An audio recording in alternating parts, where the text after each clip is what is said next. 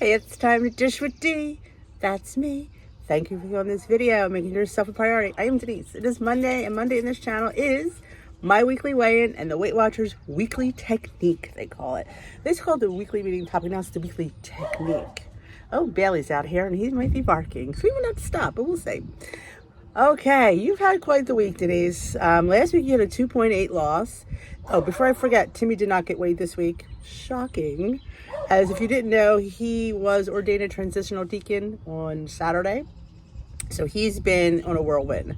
So I did remind him, I said, you're not getting weighed this week, but you need to get weighed this week because it can get away from you really fast. And you know what? He's allowed to celebrate. He's allowed to do that. You know what? You only live once. YOLO. So that's my mantra anymore. You only live once. So yeah, but you got to reel it in eventually. All right. So yeah, no weigh-in from Tim. And how was my week? My week was decent. I don't think it was that. I mean, it was just more on the indulgent side, I will say, probably with Timmy being home. Oh yeah. But other than that, I mean, it was a decent week. It wasn't a hugely bad week. No, I didn't have any kind of like episodes. So yeah, I think it was a decent week. My weekends again, I had a subscriber say, think of me. I think it was Christy. I think her name was. If I remember correctly. She's not bad with names. Where with faces. Yeah, well, I tried that. What can I say? Last week I had a 2.8 loss. So this week I had a gain of 2 pounds. Honestly, I was shocked it was 2 pounds. I'll be honest. I didn't think I had that kind of a week that should have been a 2 pound gain. I think I did donate blood. I don't know. But, I'm giving up trying to figure out why. Because in the end, it doesn't matter why. I mean, it does in a sense if I knew I had a really horrific week or I knew, I thought my week was good. I mean, like sit there and nitpick at it. I, really couldn't say. Was there more carbs this week than last week? Yeah, I'll be honest with you. Last week when I had the 2.8 loss, it was a very low, because I went back and looked on my Trainist app, which is so nice to do. You have that week at a glance, and I saw that I was way under my carb goal most days. And I had that one day when Bailey was really bad that I didn't eat. So I wonder if last week's loss was just too much of a loss. You know what I'm saying? Like, I don't think I ate properly that week. So not that I'm trying to sit there and find a reason, because, it just doesn't matter really. But if I had to, that might have been it. So, and I mean, like I said, I know low carb, I would probably drop weight. I know I would. I think everybody low carb would drop. I just don't know if I could sustain that. And that's interesting that, yeah, I had a regular carb week this week and I had a gain. Like, see, that's my fear. If I would do low carb too long, would I gain weight? I don't know. So I think I'm definitely going to keep a watch on my carbs. I may lower them. I think they're 130 on Trainist, which I think is a little bit high. I think I'm going to try to keep them around, I think 100 is, I think, my goal this week. Keep them around 100. Up my protein. I was watching a girl, and I can't remember. It was like one of those things you just kind of stumble on YouTube. I did save it. I'll have to go back and look at it. She was talking about protein and weight loss, and of course, she did mention carbs, but I wasn't getting into that. But when she mentioned protein and she mentioned how much, so with my weight, I should be eating around 115 grams of protein, which honestly, I try to get like 80 to 90. So I may try to get 100. I think that would be a nice little goal for me. So that's my goals for this week. So we'll see how we do. We had a very indulgent weekend. I got weighed before the indulgent week, and I got weighed on Friday. So because I knew the week was going to be bad. We were at parties 2 days in a row. So yeah, I did good though. I did good. And this weekly technique, I'm excited for, because exactly how my weekend went, exactly what this weekly technique is. And let's get to it. Oh, I gotta hit it. Duh. I'm so not used to my iPad. The 5 cues to help you eat more mindfully. And that's what I did this weekend. I ate very mindfully.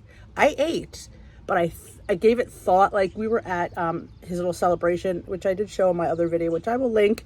I did a little snippet video on my other channel of his ordination, but they had like picky food. It was veggies and dip, fruit. They had little mini sandwiches, and of course there was little mini desserts. So I knew I had to eat something. I ate oatmeal in the morning because that holds me, and because we didn't eat till Oh, it was after 1. I'd say quarter 1:15, 1:30. So I ate my overnight oats, which is great, and that did it. Kept me full. I didn't have to think about, my stomach wasn't growling. So, but I looked at the sandwiches. I made sure I started my meal with some veggies and dip. And then I picked a sandwich. I had a caprese, which is tomato, mozzarella, and basil. And of course, the rolls were a little bit more into like I said, I think it was like a brioche roll, like a little. It was good. Then I had a couple cannolis. They were minis, and then we were invited to the pastor's house for dinner, and it was eggplant parm, sausage and like a sausage scallopini, and salad and bread. I had a portion of eggplant parm. I had, like I said, could I have went back for more? I could have. I was not like, I was satisfied. So I thought to myself, I did really well. So, because I had a cookie. I had ricotta cookie for dessert. So I thought, honestly, I did really good. So I was really proud of that. So let's see what these cues are. Have you ever eaten something just because it was, there? All the time. It's normal. Next time, though, stop and ask yourself the 5 S's. First, let's explain. Try this. Do you only want this food because you see it or smell it? Of the situation you're in, of how it sounds, or you think it's special? Like, I like when you describe something and it sounds like, and you're just like, you can imagine how it tastes. So a lot of times I want to eat it because of that. Or you're in a special, or you think it's special because some certain foods you deem special because they have a special place in your heart. For me, it's Italian stuff. Cannoli, and they had the little back to the food. They had the little mini cakes that have like the 3 colors. If you see the little Italian, it's my favorite. I can't think of what it's called. I've never made it. It's a layer of green, red, and white, I think, and then it's covered in a chocolate glaze, like icing. That's special. I haven't had that in forever. So yes, I had, and it was only a square. It was like a petit-four size. So I thought to myself, I'm gonna have it. But I was so proud that I didn't have 10 of them. Old Denise would have had 10 of them. I had 1. I did have 2 cannolis. I did. Lots of fruit. Which again is sugar, but honestly, I feel like, it's a good kind of sugar. It's a natural sugar, so I don't feel bad about it. I cantaloupe.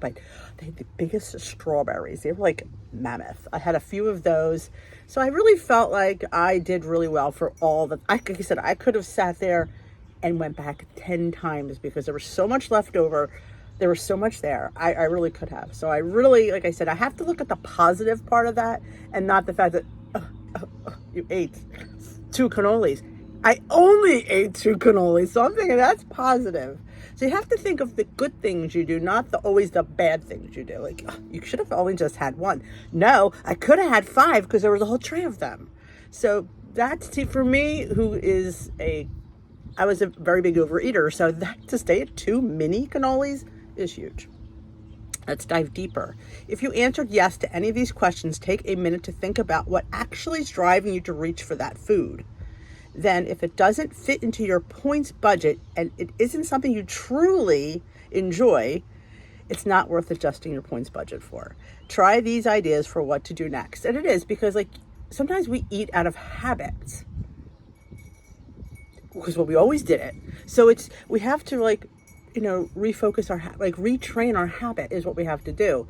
Do those things. If it fits into that, then have a piece.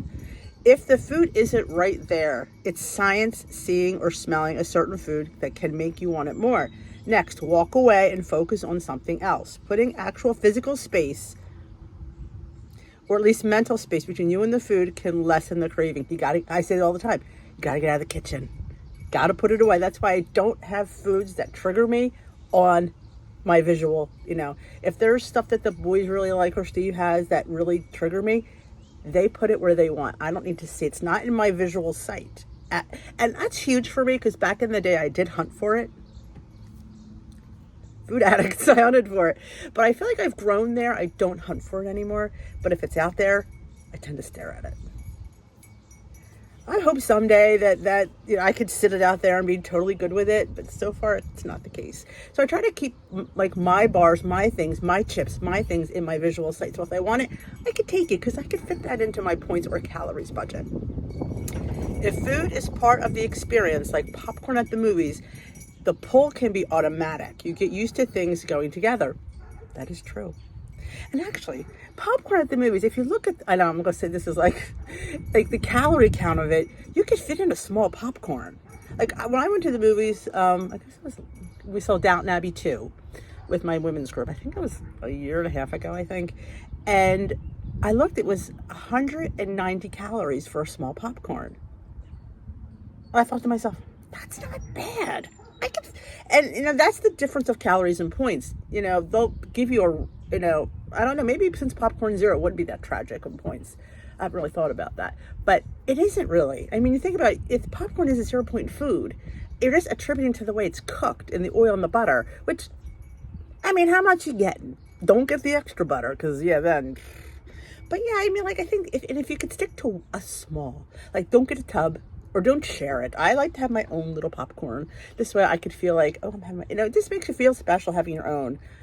Because if you have a tub and say, well, I'm only going to have a few, it never works out. And at least for me, it never works out. Okay, next, pause and ask yourself, would you really want to eat this if you were home doing nothing?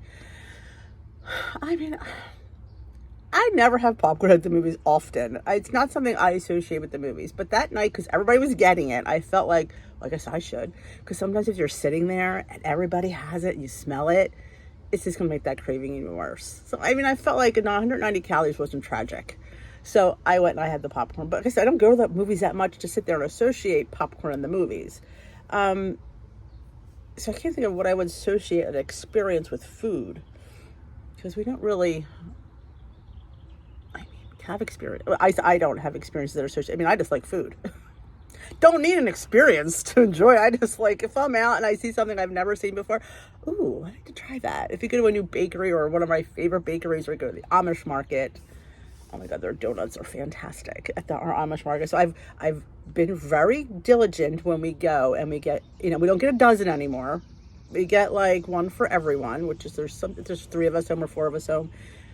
If we only have one, and then I have a third of it, and then I give it to somebody, and then they finish it. So I feel like I'm giving myself that little piece of it, because if I didn't have a little piece, I would sit there and feel upset, depressed. I'm on a diet, I can't have that. But if I have a little piece of it, I feel like I'm at least included. And the more I have those little pieces, the less I want that next piece.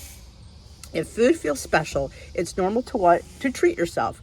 Think limited edition flavors, childhood favorites, or other foods deemed important. Next, shake off the metamorphical gift wrapping. Do you actually want it, or is it just the memory or the feeling of the treat? Which that is huge. Memory is your parents, what your mother would make, I make, and it's nostalgic. And the more it just brings you back to being a certain age or a certain time of your life. So food is very nostalgic. So again, it's just something that you want. Save points for it. So I would say, you're going to have, if it's going to be there, save the points and the calories for it. If the food sounds good, it sends the signal, eat this. It's so delicious. For example, menu descriptions with words like buttery, creamy, and decadent. I'm past the descriptions, because how many times have you seen something described, you get it, and it stinks? So I'm like, I kind of am past that, because I kind of know, words are just words on a page. Sometimes they're not as good as it's described, but if you're at some place that you've been before and you've had it and it's good, I'm more of a memory person for that. Read the items again, skipping the adjectives, and decide how the plain old dish sounds to you. Yeah, creamy butter and decadent sounds high in points, high in calories, and out of my range. But also probably very good, very yummy, and oh so delicious. To be clear, it's 100% okay to decide, even on the fly, to eat cake because you're at a birthday party, or order a dish that sounds like the best thing ever. The goal is to make that or any choice intentional and one you'll enjoy and be satisfied with, because the alternative, letting outside factors drive your choices, can leave you feeling dissatisfied, disappointed, and on a diet. I'm adding that. And let me tell you something. One of my words of the year was intentional, and that was a great word. Be intentional when you eat. Be intentional with your choices.